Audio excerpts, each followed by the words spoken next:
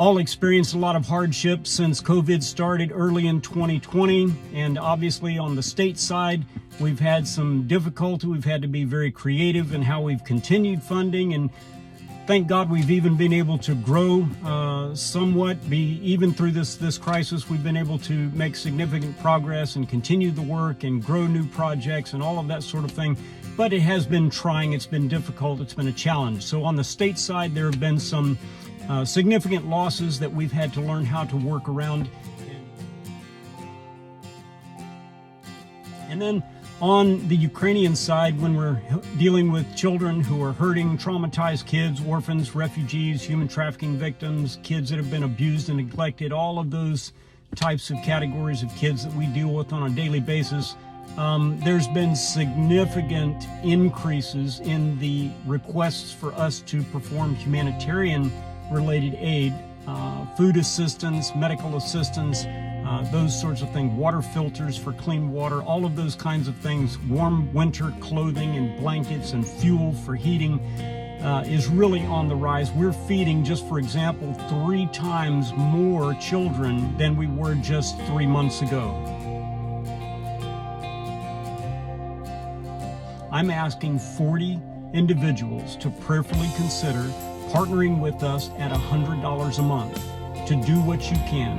And then when you've done what you can to help us to share this need on social media in every single platform you can possibly think of, so that we can multiply the effect of our network tremendously, logarithmically. We can get this word out and help us to try to meet these goals as quickly as possible.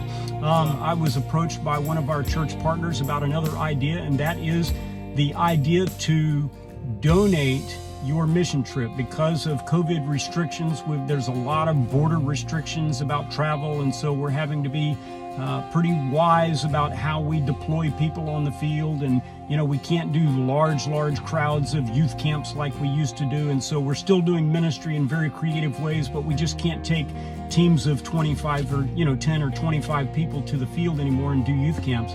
And so somebody suggested, why don't we just donate our mission trip to Mission 823? What would that accomplish? And I said, listen, if an average church team of 10 were to donate their $2,500, which is what it takes to get to Ukraine and do ministry for a team like that, if 10 people would donate their trip through your church, that would allow us to not just do 1 camp, that would allow us to do 5 fully funded youth camps for hurting children in Ukraine.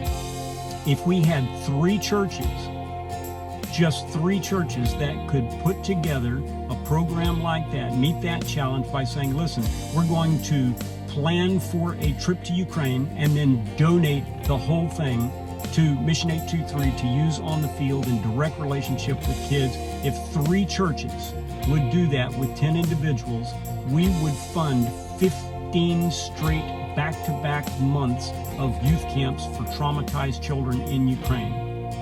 That's unbelievable. If just 3 churches would donate their mission trip, we could fund an entire year plus having a youth camp for those hurting kids every single month of the year. That's what we need to do. We have requests from the federal government, we have requests from social services, we have requests from the churches in Ukraine to all have as many youth camps as we possibly can for these kiddos, and this is one way that you can help. Consider being one of the 3 churches, and let's accomplish some great things. Move into 2021 from a position of strength and try to help as many of these kiddos as we possibly can. Thank you all.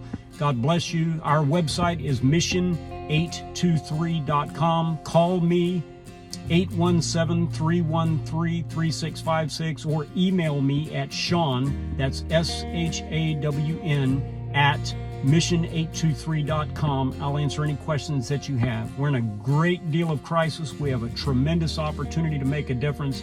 I'm asking you to do what you can and tell others what you've done. Invite them to do the same thing. Thank you. God bless you all.